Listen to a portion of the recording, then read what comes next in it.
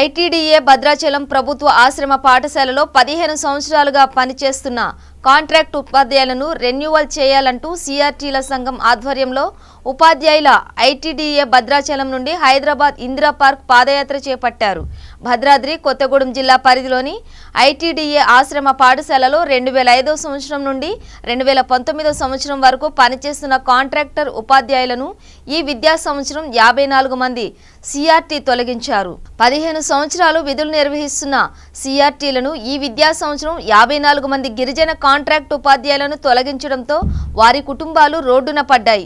ఈ సందర్భంగా తెలంగాణ ప్రభుత్వం గిరిజన ఆశ్రమ పాఠశాల కాంట్రాక్ట్ ఉపాధ్యాయ సంఘ నాయకులు శివానాయక్ మాట్లాడుతూ గత అనేక సంవత్సరాలుగా ఆశ్రమ పాఠశాలలో కాంట్రాక్ట్ ఉపాధ్యాయునిగా పనిచేస్తున్న సిఆర్టీలకు ఉద్యోగ భద్రత కల్పించకుండా వారికి వేతనం పెంచకుండా 54 మందిని అకారణంగా తొలగించారని, గత 10 నెలలుగా పెండింగ్లో ఉన్నటువంటి వేతనాలు విడుదల చేయాలని, సుప్రీంకోర్టు తీర్పు ప్రకారం సమాన పనికి సమాన వేతనం ఇవ్వాలని, ఉద్యోగ భద్రతతో పాటు 12 నెలల వేతనాలు ఆశ్రమ పాఠశాల కాంట్రాక్టర్ ఉపాధ్యాయులకు చెల్లించాలని డిమాండ్ చేస్తూ ఈ మహాపాదయాత్ర చేపడుతున్నామని ఆయన అన్నారు.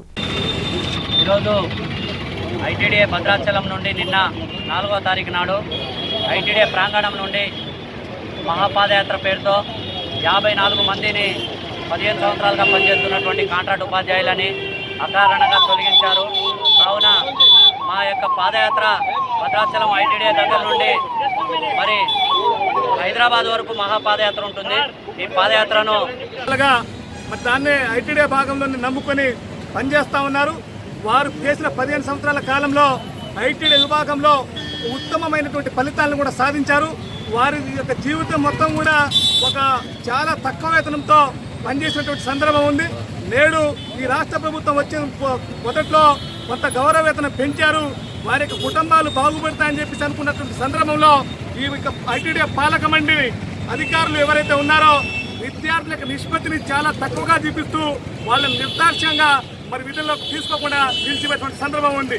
ఇటువంటి సందర్భంలో సిఆర్టీ జిల్లా సంఘం, రాష్ట్ర సంఘం పలుమార్లు కమిషనర్ దృష్టికి, అదేవిధంగా